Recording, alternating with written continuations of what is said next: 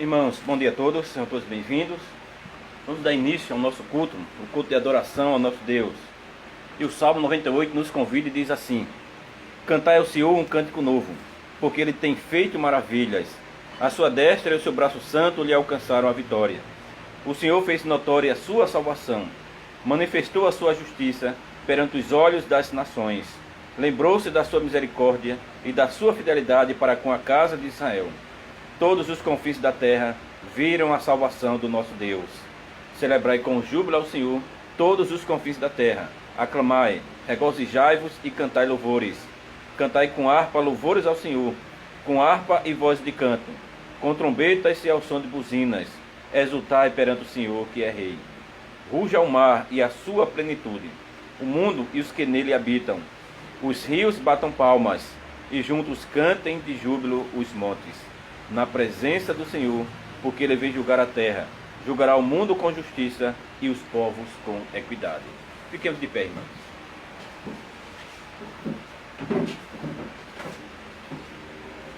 Amada igreja do nosso Senhor Jesus Cristo, onde está o nosso socorro?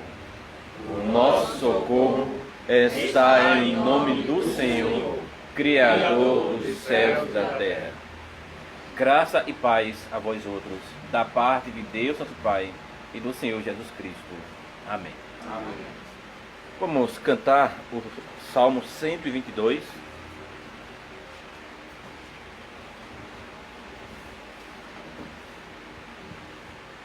Fiquei alegre quando eu vi, vamos à casa do Senhor. Salmo 122, página 42. Então cantemos. Fiquei alegre quando ouvi, vamos à casa do Senhor, para lhe dar nosso louvor. Os nossos pés estão ali, entramos em Jerusalém, por suas portas todos vêm. As tribos vão se reunindo, o povo todo do Senhor, para lhe dar o seu louvor. Os filhos dele estão subindo, Jerusalém, trono do Rei, cidade santa do Senhor, cidade que merece amor, onde domina a sua lei. Estão ali os tribunais, que Deus lhe dê a sua paz, dê sua bênção aos que amam, que são os companheiros meus, os membros de Israel de Deus. Felicidade seja nela. Os irmãos podem sentar. E vamos abrir a palavra do Senhor em Êxodo capítulo 20. Êxodo 20. Vamos ler de 1 a 17, onde se encontra as palavras da aliança. Êxodo, capítulo 20, 1 a 17.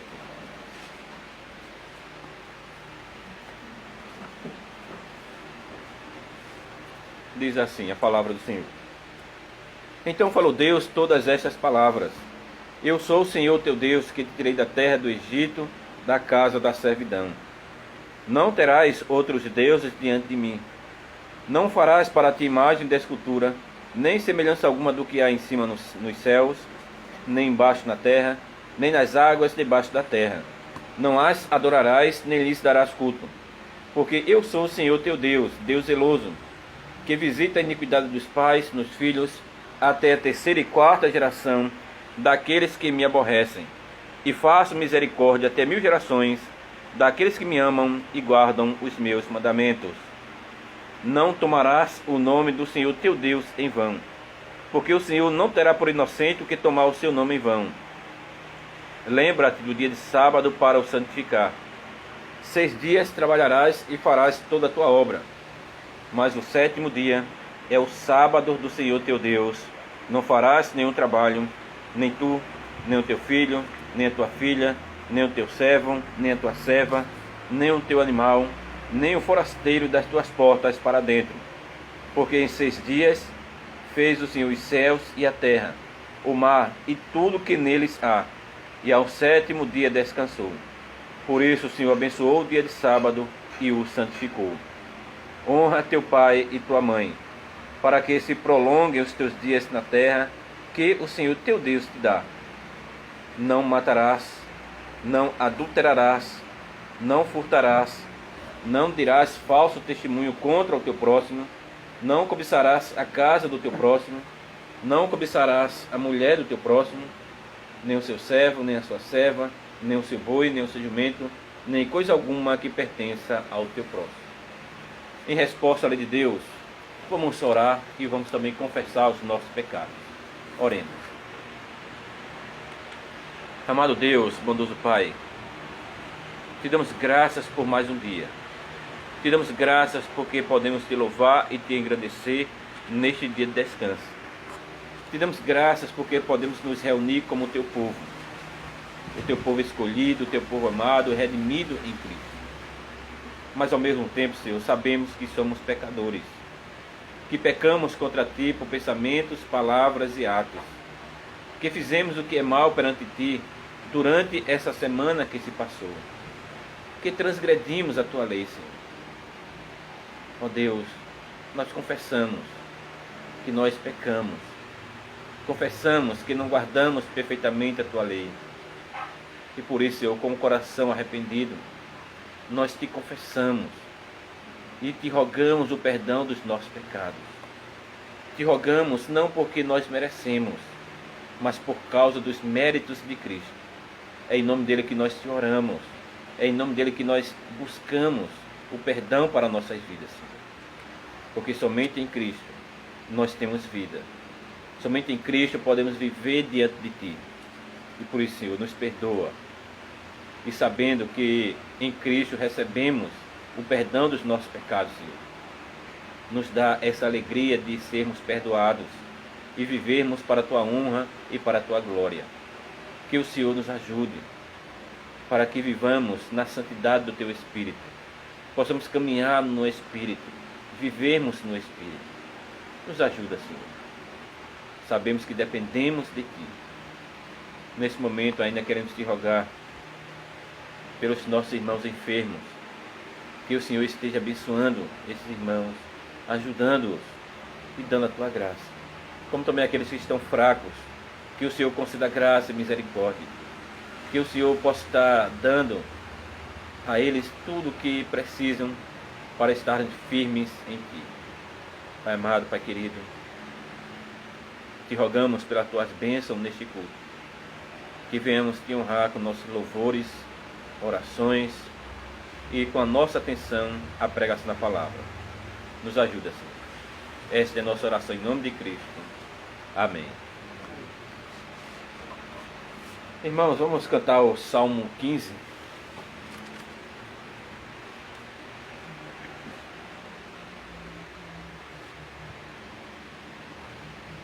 Salmo 15.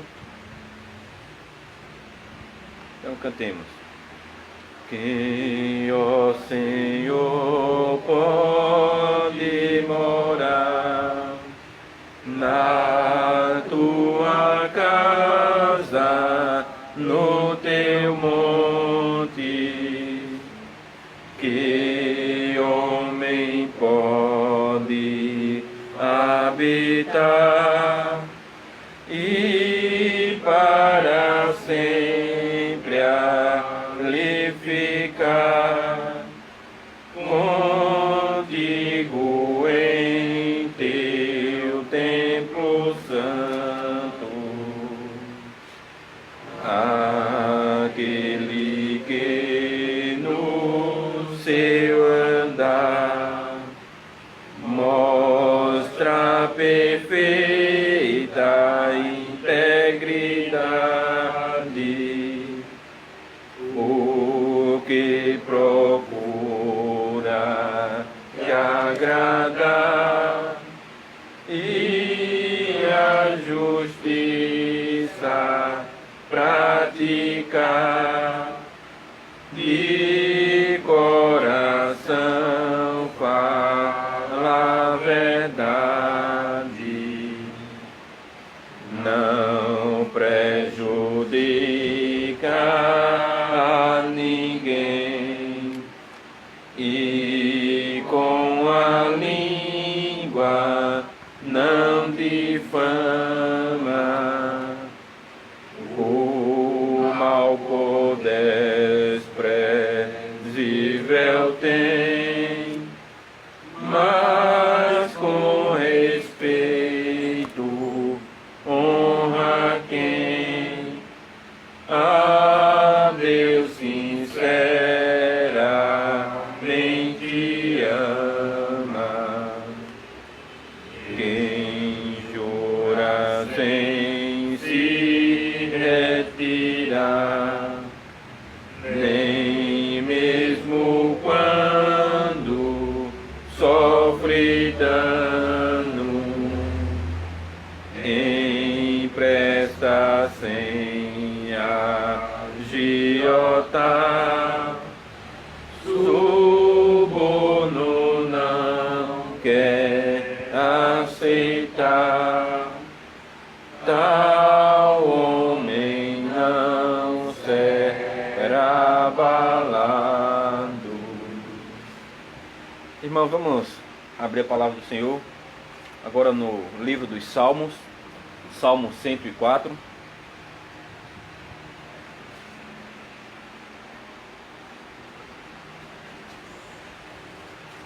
Salmo 104. E depois vamos para Atos capítulo 20.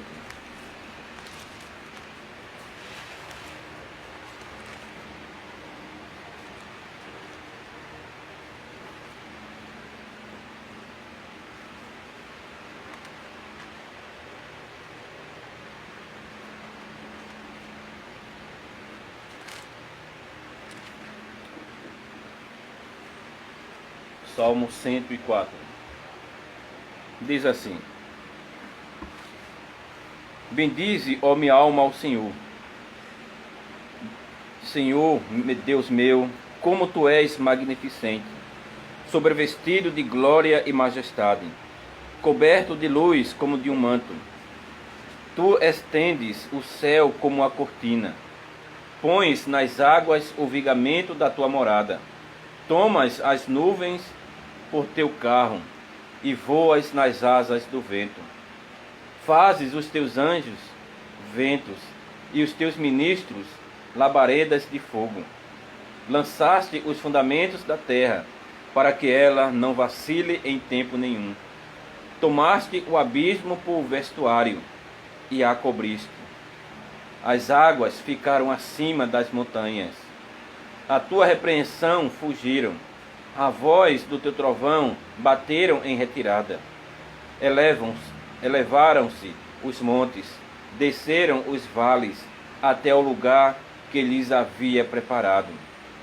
Puseste as águas divisa que não ultrapassarão, para que não tornem a cobrir a terra.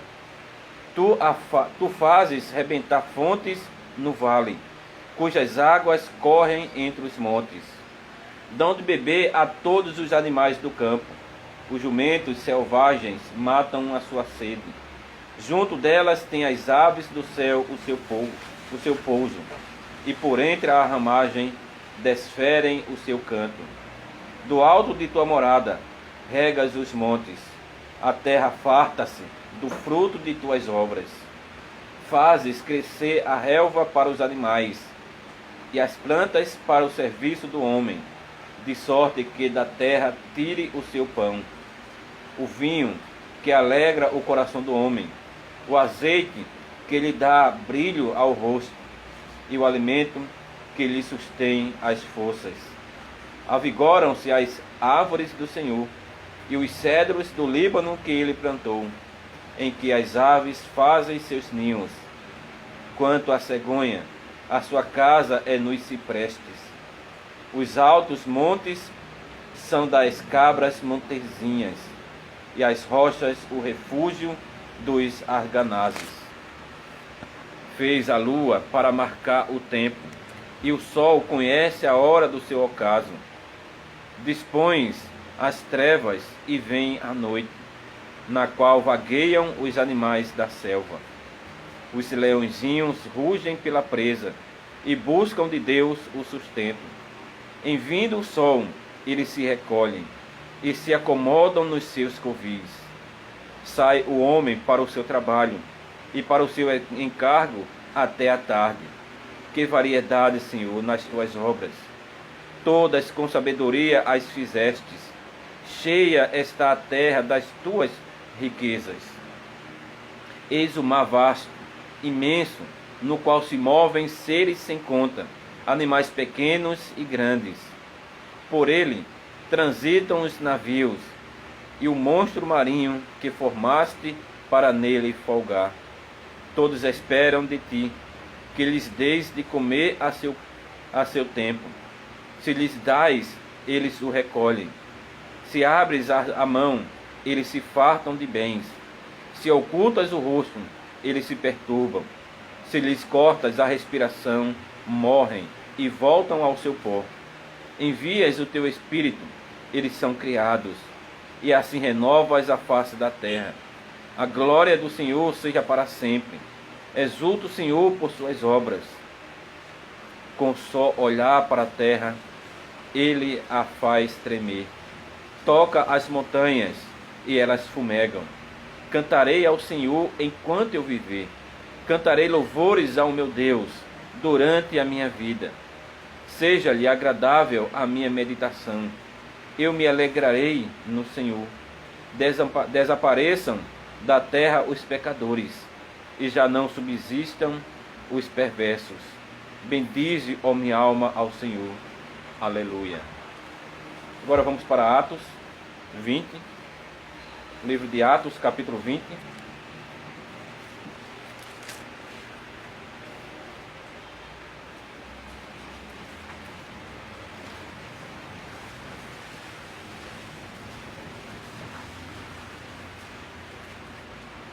E vamos ler do verso 17 ao verso 38. Atos,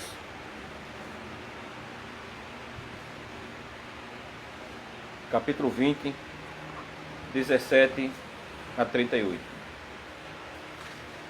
Diz assim: de Mileto mandou a Éfeso chamar os presbíteros da igreja.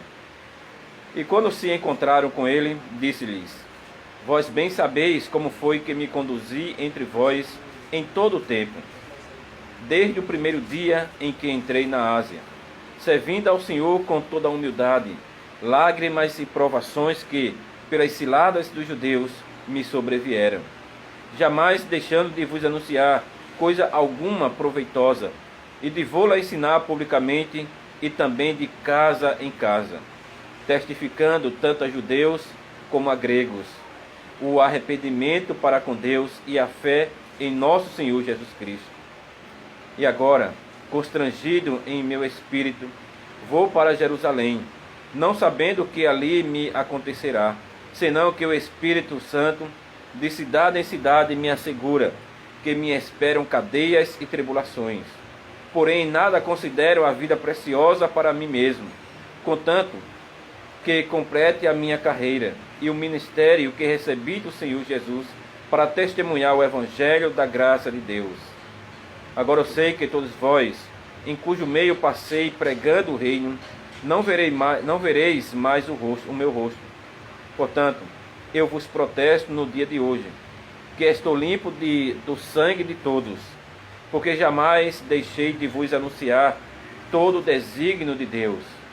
Atendei por vós e por todo o rebanho sobre o qual o Espírito Santo vos constituiu bispos, para pastoreardes a igreja de Deus, a qual ele comprou com o seu próprio sangue. Eu sei que depois da minha partida, entre vós penetrarão lobos vorazes, que não pouparão o rebanho, e que dentre vós mesmos se levantarão homens falando coisas pervertidas, para arrastar os discípulos atrás deles. Portanto, vigiai, lembrando-vos de que por 3 anos, noite e dia, não cessei de admoestar com lágrimas a cada um. Agora, pois, encomendo-vos ao Senhor e à palavra da sua graça, que tem poder para vos santificar e dar herança entre todos os que são santificados. De ninguém cobicei prata, nem ouro, nem vestes. Vós mesmos sabeis que estas mãos serviram para o que me era necessário a mim mesmo e aos que estavam comigo.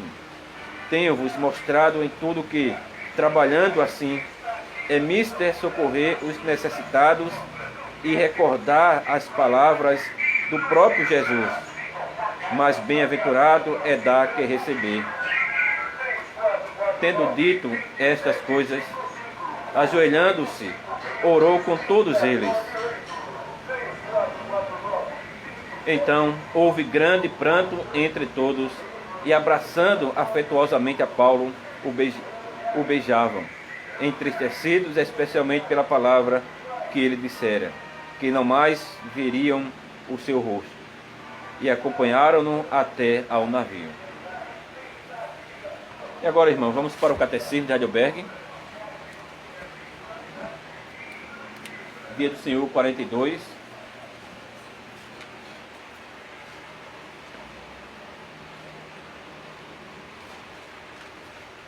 Então, falando sobre o 8º mandamento, pergunta 110. Por que Deus proíbe no 8º mandamento? Resposta: Deus não apenas proíbe o roubo e o furto que as autoridades punem, mas também os esquemas e ciladas malignos como falsos pesos e falsas medidas, negócio enganoso, dinheiro falsificado e usura. Não devemos defraudar o nosso próximo de maneira nenhuma, nem pela força, nem pela aparência do direito. Além disso, Deus proíbe toda a avareza e todo o abuso e desperdício de suas dádivas. Pergunta 111. O que Deus exige de você nesse mandamento? Resposta: que eu devo promover o bem do meu próximo sempre que for possível. Que eu o trate do mesmo modo que desejaria ser tratado pelos outros. E que trabalhe fielmente para ter condições de ajudar os necessitados.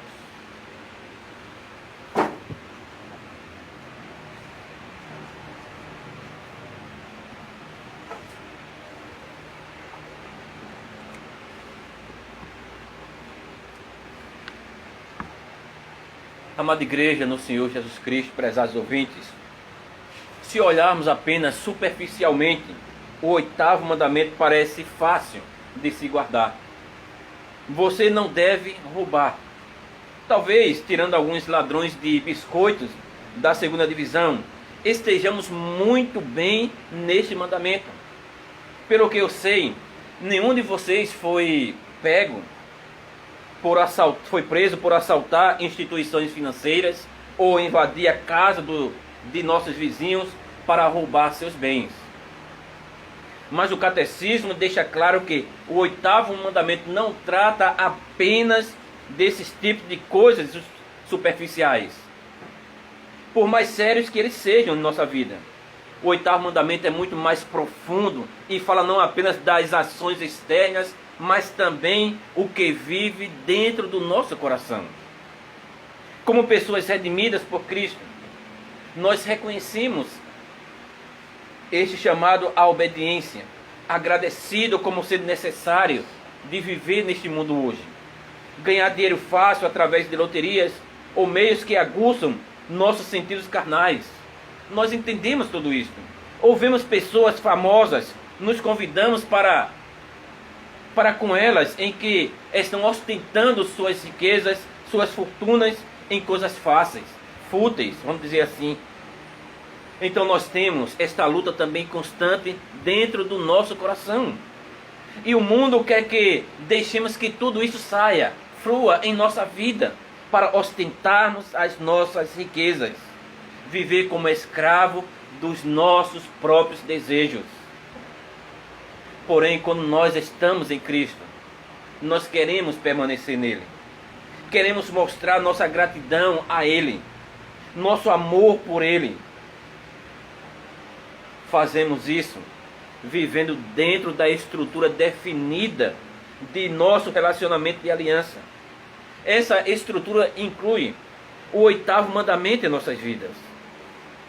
A reflexão sobre este mandamento nos dá uma visão saudável dos bens e das riquezas. E essa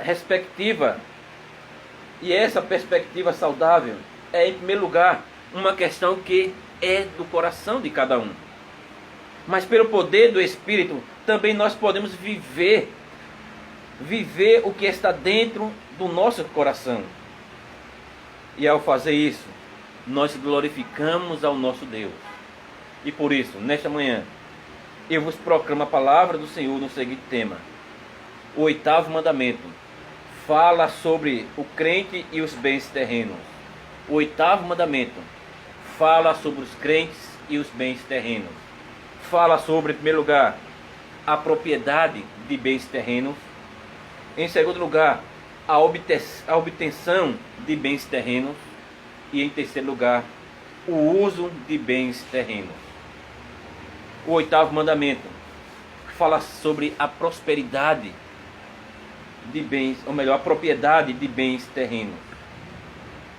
Irmãos, a propriedade, ela faz parte da ordem criada. E a Escritura deixa claro que o Criador é o dono por final de tudo que existe nesse mundo. Se olharmos apenas para o Salmo 100, é impressionante como Deus não apenas está no controle de toda a criação, mas também como Ele reivindica para si a posse sobre tudo o que existe. Os dois não podem andar separadamente. Você pode ir ao mesmo tempo, ou talvez ande um pouco separado. Por exemplo, você pode controlar algo, mas não necessariamente possuí-lo. O versículo 24 do Salmo 4 nos diz que tudo pertence a Deus, porque foi criado por Ele. No Salmo 50, nos diz a mesma coisa nos versículos 10 a 12. Pois são meus todos os animais do bosque, e as alimárias aos milhares sobre as montanhas. Conheço todas as aves dos montes, e são meus todos os animais que pululam o campo. Se eu tivesse fome, eu não tu diria, pois o mundo é meu e quanto nele se contém. Em outras palavras, não existe um centímetro quadrado neste mundo que não pertença a Deus. A Escritura também deixa claro que Deus, Ele dá tudo isso ao homem. A resposta 110, logo no final, fala sobre as dádivas que Deus está dando aos homens. Você pode ver isso no Salmo 104, que nós lemos também. Deus dá alimento a toda a criação, incluindo o próprio homem. Ao limpar a terra dos leões durante o dia, Deus torna possível ao homem fazer o seu trabalho na terra. O versículo 28 diz: se lhes dás, eles o recolhem. Se abres a mão, eles se fartam. Aqui também nós podemos pensar na parábola que o Senhor Jesus contou em Lucas capítulo 19, sobre aquelas 10 minas. O homem nobre ou o rico que vai viajar, ele pega 10 minas e dá a 10 servos. A intenção aqui de Deus é retratar o que ele faz. Ele confia presente às pessoas, mas no final, esses presentes continuam sendo do próprio Criador, ou melhor, do doador aqui. Portanto, com nossos olhos apenas em Deus, não há propriedade definitiva nesta terra como nossa. Só temos em nossa posse o que nos foi confiado. Deus dá as coisas para nós, mas quando nós usamos a palavra meu, devemos entender e ter em nossa mente que tudo pertence a Deus. Não é a minha roupa, não é meu sapato, não é meu carro, não é minha casa, mas tudo pertence a Deus. Temos que pensar que cada vez que nós usamos o termo seu, devemos usar com letra maiúscula. Tudo pertence a Deus. Não é nosso, Ele apenas nos deu para cuidarmos. Mas quando nós temos os nossos olhos aqui na terra, nós falamos de propriedade e direitos de propriedade. Nós podemos também usar a palavra meu. Em outras palavras, Deus nos deu também para que possamos desfrutar de tudo isso. Então nós podemos olhar e ver que tudo que nós temos é Deus que tem dado a cada um de nós. Que possamos desfrutar, mas que podemos também cuidar. Tudo pertence a Deus. A nossa propriedade se deriva da bondade de Deus para com pecadores como nós. Quando nós vemos tudo isso, nós entendemos como podemos ser gratos a Deus. Nós podemos entender o 8º mandamento. Ele quer proteger os bens terrenos que Deus tem dado a cada um de nós. Quando o Senhor deu algo a alguém, ninguém tem o direito de vir e arrebatá-lo ou roubá-lo. Isso não é apenas uma ofensa à pessoa envolvida, mas é um tapa na cara de Deus. Tal ação diz que Deus errou ao confiar esse dom, essa propriedade, esse bem a alguém. E por causa disso ele está tomando e ficando com tudo isso. Deus deveria ter dado a ele. Isso mostra a arrogância da sabedoria humana, que está questionando o amor de Deus para com o pecador. Portanto, o 8º mandamento é sobre proteger o que Deus deu às pessoas, mas também sobre proteger o caráter de Deus.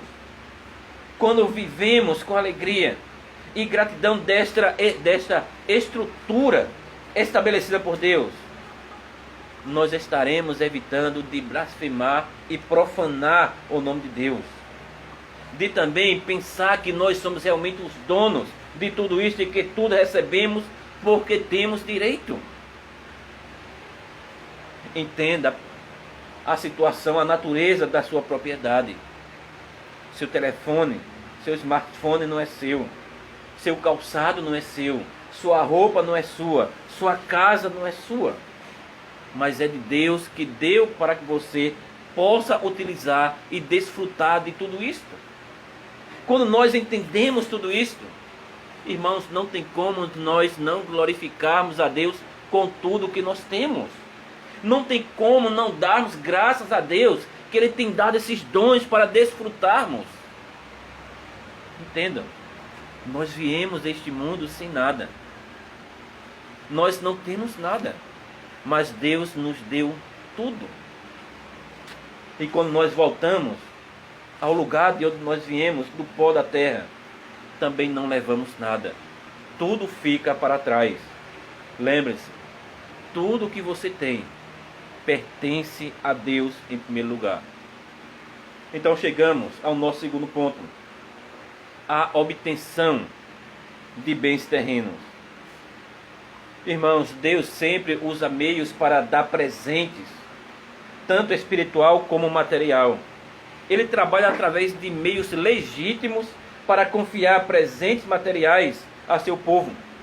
E quais são esses meios? Eu vou citar 3 aqui.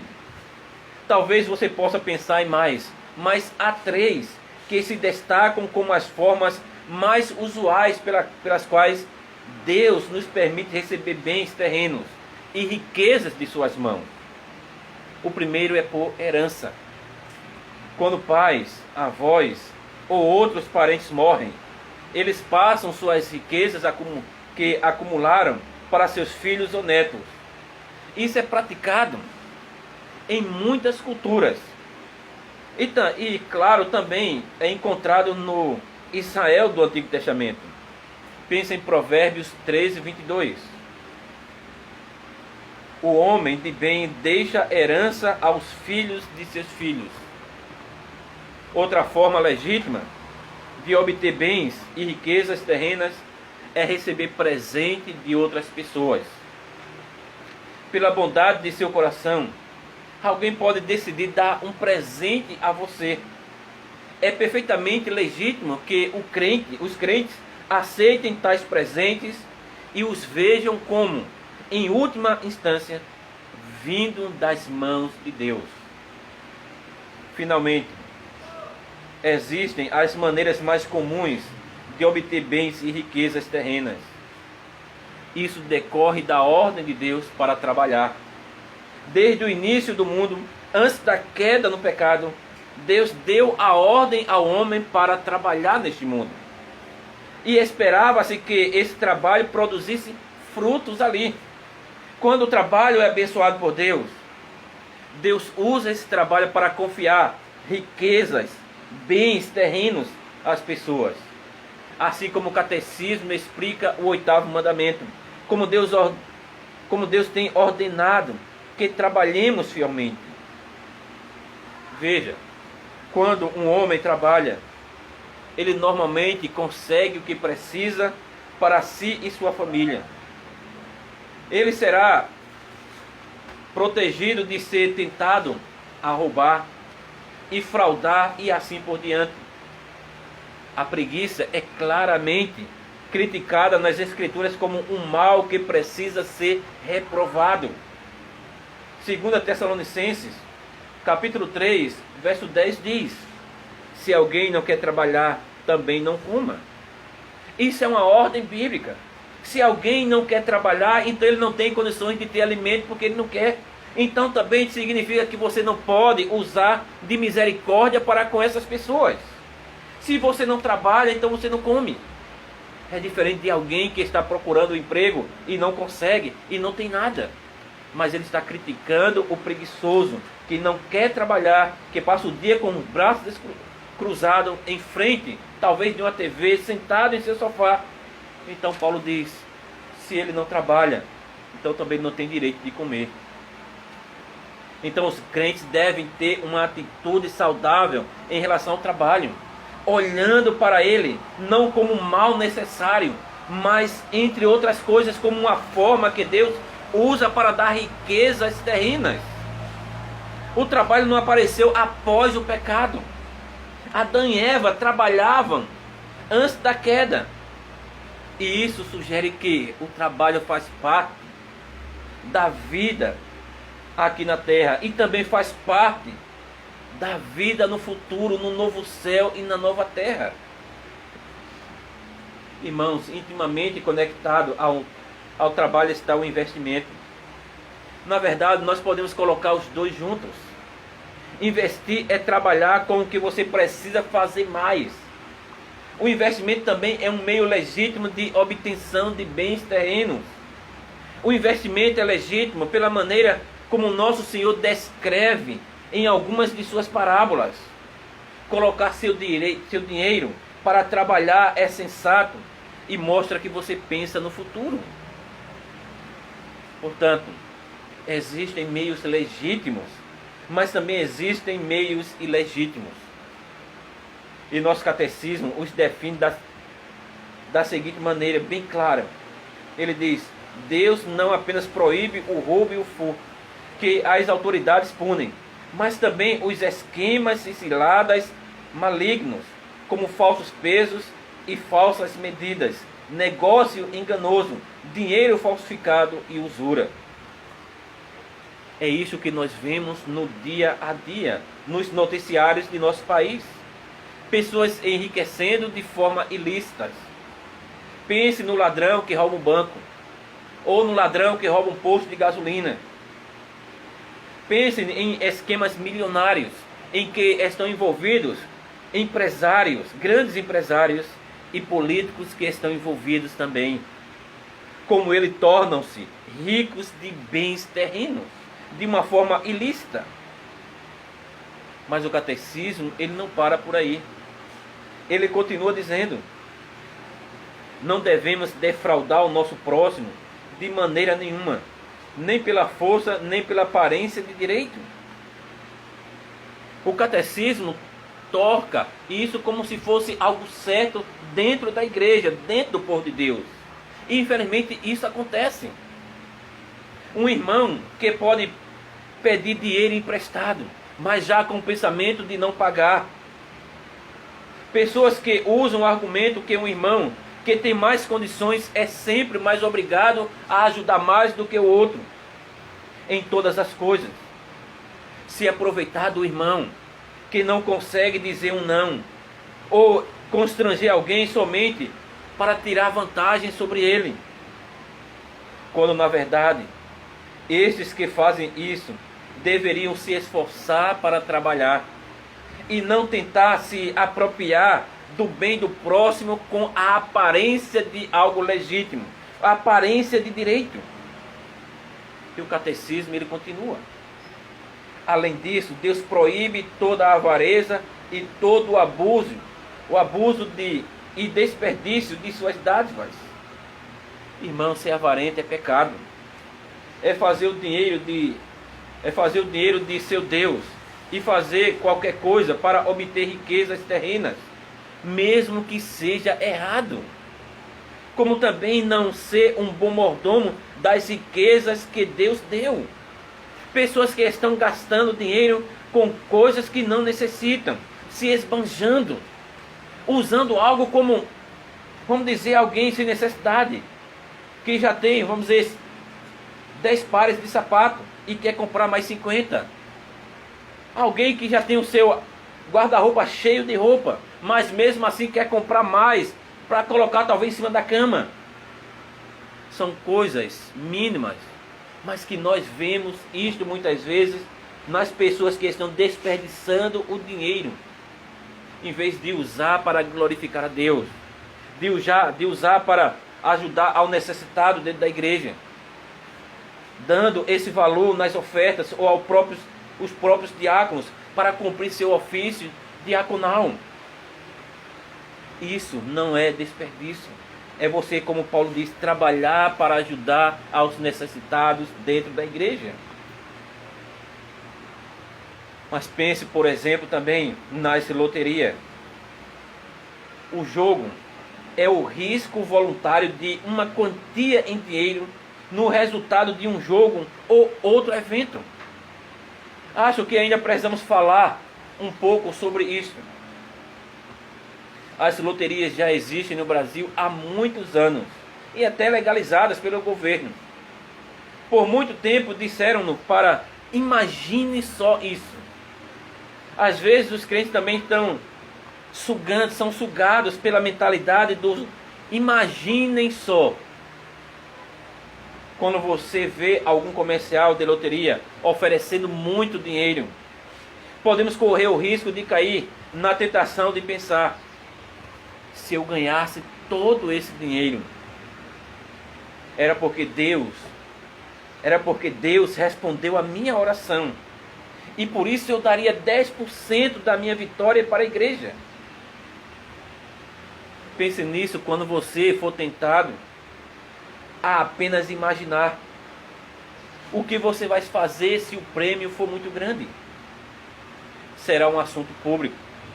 Toda a igreja saberá que você ganhou um pecado público. E você pode ter certeza que essa igreja de Cristo não aceitará os 10%. Você terá que escolher entre a igreja e o seu próprio dinheiro. Você terá que escolher entre Deus e Mamon, as riquezas. Você não pode ter dois. dois senhores? Porque não evitar esse dilema completamente de sua vida? Lembre-se do ditado: cuidado com o que você deseja, porque você pode conseguir. Portanto, tome cuidado. Tome cuidado com o que você simplesmente imagina em sua vida. Lembre-se das palavras de exortação do apóstolo Paulo em 1 Timóteo, capítulo 6, verso 7. Porque nada temos trazido para o mundo, e nem coisa alguma podemos levar dele. Da maneira que entramos nesta vida, sairemos dela sem nada. A ganância leva o homem à perdição e desprezar a Deus e seu cuidado amoroso. Jesus Cristo, ele diz em Mateus 8:37, que daria o homem em troca de sua alma? E repete em Mateus 16:26, pois que aproveitará o homem se ganhar o mundo inteiro e perder a sua alma? Ou que dará o homem em troca da sua alma? Quem está disposto a ganhar o mundo inteiro e ter todas as coisas do mundo, perderá a sua alma. Porque não conta com Deus nesta sua busca. O contentamento não está em sua vida, pois as riquezas deste mundo é o seu objetivo. Por isso Paulo está dizendo em 1 Timóteo 6:9, ora, os que querem ficar ricos caem em tentação e cilada, e em muitas concupiscências insensatas e perniciosas, as quais afogam os homens na ruína e perdição. Ser rico não é pecado, nem ter uma condição financeira melhor. Mas se o objetivo da vida é buscar os tesouros terrenos, se o fim é realmente querer ser rico, então o fim é a perdição eterna. O apóstolo Paulo ainda prossegue em 1 Timóteo 6:10, porque o amor do dinheiro é a raiz de todos os males, e alguns nesta cobiça se desviaram da fé e a si mesmos se atormentaram com muitas dores. A busca desenfreada pela riqueza é chamada de a raiz de todos os males, porque você está amando o dinheiro. Você não está trabalhando para que, se for da vontade de Deus, você se torne rico, mas você está buscando a riqueza acima de qualquer coisa. Por isso Jesus Cristo está dizendo: ninguém pode servir a dois senhores, porque ou há de aborrecer-se de um e amar ao outro, ou se devotará a um e desprezará o outro. Não podeis servir a Deus e às riquezas. Não podemos sacrificar, irmãos, nossa fé, porque queremos ser ricos a qualquer custo e assim negando a Deus e sua palavra. Veja que Paulo disse que aqueles que tentaram se tornar ricos, deixando Deus de lado, eles caíram em tentação, eles caíram na condenação, eles abandonaram a fé e ao próprio Deus. Pense naquele chamado jovem rico, que disse: Senhor, o que farei para herdar a vida eterna? Quando o Senhor disse: cumpra os mandamentos, ele disse: eu cumpro. Mas quando o Senhor disse: vende tudo e me segue e dá aos pobres, simplesmente ele demonstrou que não podia fazer isto. A riqueza era o seu Deus, a riqueza era a sua cobiça, a riqueza era aquilo que ele estava perseguindo por toda a sua vida e não Deus. E o resultado é que ele abandonou a Cristo. E nós sabemos o que isso significa. Significa perdição eterna. Mas devemos lembrar das palavras de Paulo em 1 Timóteo 6, verso 8. Tendo sustento e com que nos vestir, estejamos contentes. Veja o que Paulo está dizendo. Se nós temos uma pequena casa, se nós temos condições de sobrevivermos, de vivermos neste mundo, ele disse: esteja contente. Porque nós sabemos que existem pessoas piores do que nós. Pessoas que não têm nada disto. Pessoas que vivem sem um teto. Pessoas que não têm o que comer. Hoje, meu dia, nem hoje pela manhã comeram. Mas Paulo disse, se você tem tudo isso, fique contente. Mas se for da vontade de Deus que você se torne uma pessoa rica, Ele fará isso. Mas Ele fará isto através dos meios que Ele disse que dará. Lembre-se mais uma vez, ser rico não é pecado. Ter uma condição financeira melhor também não é errado. Mas se seu objetivo realmente é querer ser rico a todo custo, desprezando a Deus, então você está em pecado. Por isso, meus irmãos, os crentes buscarão obter seus bens e riquezas terrenas somente nos caminhos de Deus. Eles também procurarão usar esses bens da maneira dele. E esse é o nosso último ponto nesta manhã. O uso de bens terrenos. Então, pelo uso de meios legais, Deus nos dá bens e riquezas terrenas. Agora vem a pergunta: como os usamos? Paulo nos ajuda a responder a essa pergunta em Atos capítulo 20. Ele diz claramente que sua vida era para ser um exemplo para os crentes de Éfeso. Paulo não tinha seu coração posto no que os outros tinham, fosse prata, ouro ou roupas. Ele trabalhou duro para sustentar a si mesmo e aos outros, embora ele pudesse reivindicar da igreja o seu direito. O apoio para a obra missionária era um direito dos apóstolos. Em vez disso, Paulo trabalhou duro e este era para ser um exemplo. Atos 20, verso 35. Tenho-vos mostrado em tudo que, trabalhando assim, é mister socorrer os necessitados e recordar as palavras do próprio Senhor Jesus. Mas bem-aventurado é dar do que receber. Portanto, a vida de Paulo foi modelada pelas palavras, os ensinamentos do Senhor Jesus Cristo. Nossas vidas devem seguir os mesmos ensinamentos. Em sua vida na terra, Cristo mostrou perfeitamente como é realmente mais abençoado dar. Ele se entregou inteiramente a nós. Ele deu da abundância de suas riquezas para que pudéssemos participar da sua vida eterna, da sua justiça e da sua glória. E sua obediência em fazer tudo isso é creditada a nós, que estamos nele pela verdadeira fé. Sua obediência perfeita em dar é agora nossa própria obediência.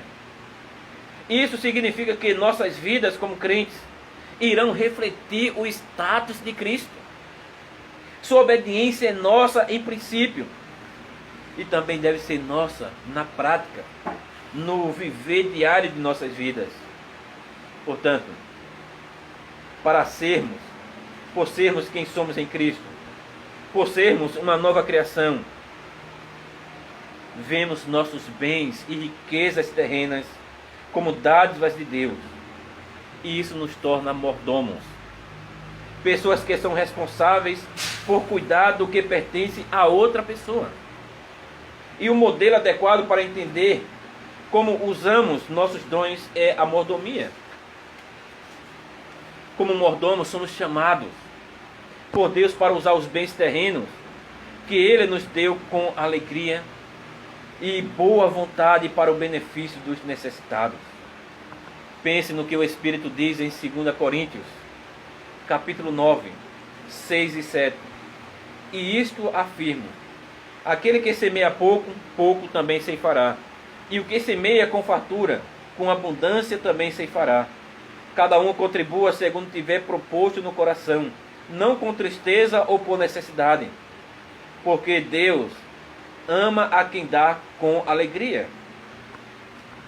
Quando usamos nossos bens terrenos desta forma, nós podemos contar com a bênção de Deus sobre nós. Também somos chamados a usar o que recebemos para apoiar a igreja e o ministério do Evangelho. Todos os membros comungantes receberam um envelope para este propósito.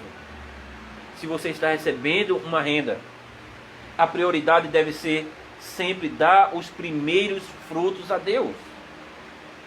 Por meio do uso de seus bens e riquezas terrenas, o ministério do Evangelho é mantido. É mantido localmente e também em outros lugares, por meio de trabalho missionário, que esperamos no futuro podermos fazer isto, apoiar. Também usamos o que Deus deu para sustentar a nós mesmos, nossas famílias. Há um ditado conhecido que diz que a caridade começa em casa. Este é um princípio bíblico que encontramos em 1 Timóteo 5, verso 8. Ora, se alguém não tem cuidado dos seus, e especialmente dos da própria casa, tem negado a fé e é pior do que o descrente.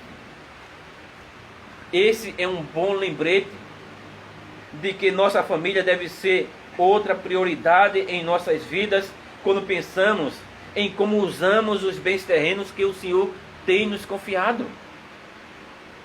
Finalmente, quando estamos em Cristo e vivemos em seus caminhos, também podemos usar nossos bens para nosso próprio prazer e desfrute pessoal. E podemos fazer isto sem qualquer culpa. No Antigo Testamento, em Deuteronômio, o povo de Deus foi ordenado a festejar perante o Senhor com todos os bens terrenos que receberam de suas mãos. No Novo Testamento, o Senhor Jesus Cristo sabia sobre a pobreza, mas ainda assim ele compareceu a uma luxuosa festa de casamento e comia na casa de pessoas ricas. Podemos nos alegrar e desfrutar quando Deus nos abençoa com coisas boas. Deve haver generosidade e cuidado com os pobres, com certeza.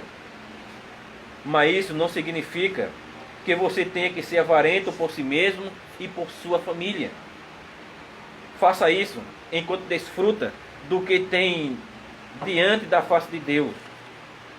E agradeça a Ele pelos dons que você recebeu. O caminho que você tem recebido do Senhor. Então aproveite de todas as dádivas do Senhor. Mas não chega ao ponto de se tornar materialista, que é a idolatria. Então aproveite tudo aquilo que você tem, ganhe com seu esforço, para desfrutar, talvez boas férias, desfrutar também de uma casa melhor. Mas lembre-se de todas as suas prioridades diante de Deus. Se você pode ter isso, então não é pecado. Mas lembre-se, seus primeiros frutos têm a ver com a casa de Deus, para que assim você possa sustentar o ministério da palavra e também os necessitados na igreja. Irmãos, as Escrituras nos ensinam que Deus se agrada em dar presente a pessoas como nós. Ele faz isso espiritualmente em Cristo, mas também física e materialmente. Algumas vezes até nos abençoa com algo que nós precisamos. Mas vamos parar um pouquinho sobre isso aqui. O que é que Deus tem dado a cada um de nós? Ele tem suprido as nossas necessidades? Talvez Deus tenha dado muito a cada um de nós, mas muitas vezes Ele também dá o pouco a cada um de nós para sobrevivermos. Como nós estamos vivendo com tudo que Deus tem nos dado? Nós temos nos alegrado? Nós temos usado os nossos bens para glorificar a Deus? Nós estamos fazendo isso para que Ele possa, em primeiro lugar, ser honrado?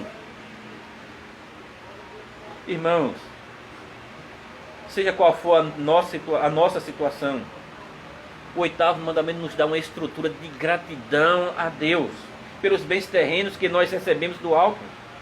Ao vivermos essa gratidão e amor hoje, pela graça de Deus, nós também podemos olhar para o dia em que receberemos uma rica herança nos céus e nova também na terra. Apocalipse 21, 24 fala dos reis da terra trazendo seu esplendor para Nova Jerusalém. Isso sugere que a nossa herança não será apenas espiritual. haverá também um aspecto físico e material. O Espírito está nos preparando para este dia. Portanto, vamos nos comprometer em sintonia com Ele, comprometidos com a obediência grata e amorosa ao nosso Deus hoje. Vamos usar fielmente os bens terrenos que nós recebemos diariamente para a sua glória, para a sua honra. Então estejamos contentes e olhemos para tudo que nós temos. Tudo pertence a Deus e deve ser usado para glorificar o seu nome. Que o Senhor nos dê um coração sempre de gratidão para fazer a sua vontade. Amém. Oremos ao Senhor. Amado Deus, bondoso Pai, te damos graças pela tua bondade. Te damos graças porque o Senhor nos concede esse momento tão especial, em que podemos ser instruídos pela tua palavra. Podemos ser instruídos para te louvar e te engrandecer. Nos ajuda, Senhor. Nos ajuda a fazermos a tua vontade. Somos fracos, somos pecadores, mas carecemos de tua bondade. Sem ti nós não temos nada, mas em ti nós temos todas as bênçãos deste mundo, Senhor. Obrigado por cuidar de nós, por nos dar o necessário para vivermos neste mundo, para sobrevivermos neste mundo, Senhor. Nos ajuda, Deus. Nos fortalece para que possamos ser gratos a ti pela tua bondade em Cristo. Nos abençoe em nome de Cristo. Amém. Irmão, vamos cantar o hino 32 e vamos também dar nossas ofertas ao Senhor.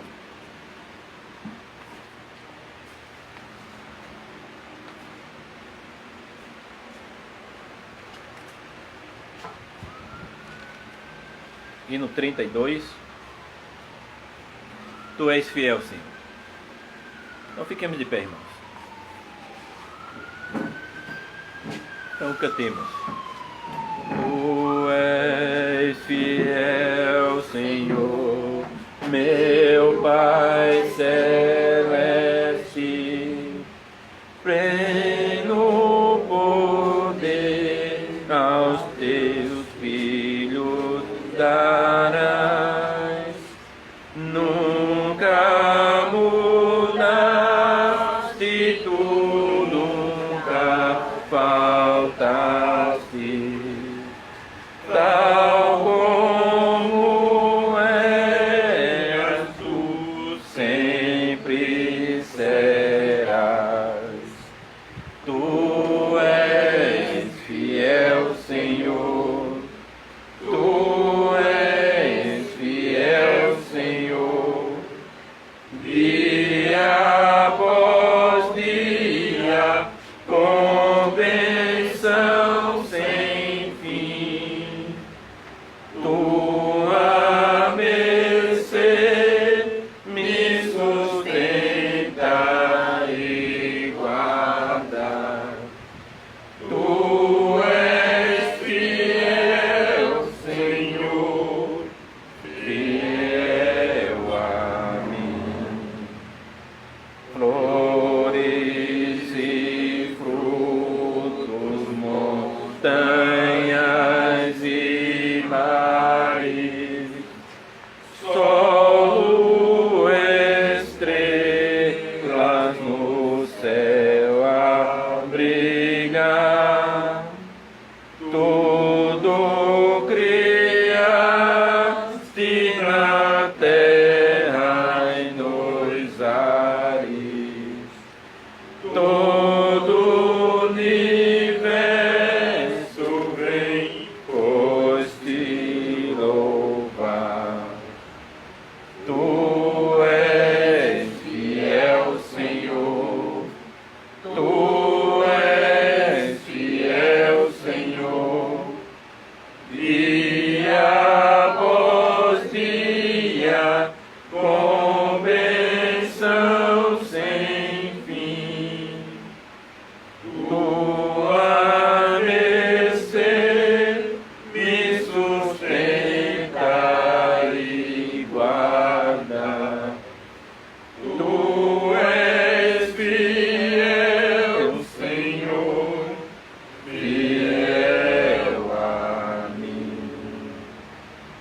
pleno perdão, tu dás paz, segurança,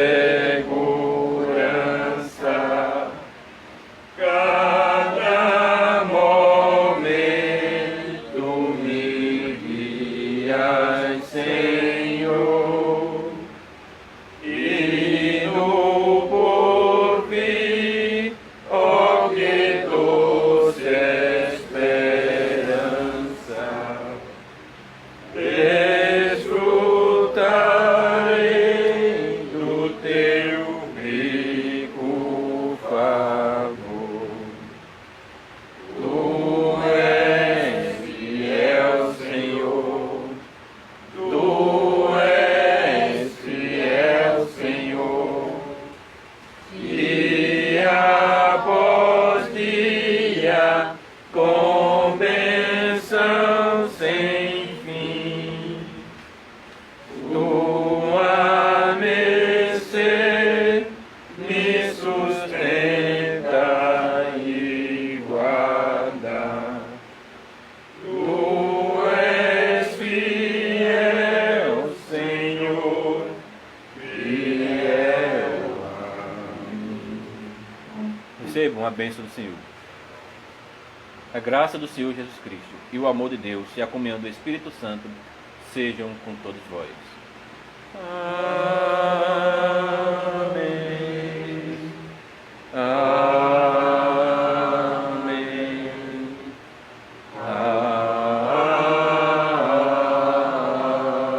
Amém. Os irmãos podem sentar. Então, para aqueles que estão nos assistindo, então, tenham um bom dia a todos. E a transmissão do culto da noite será às 6 horas. Então, até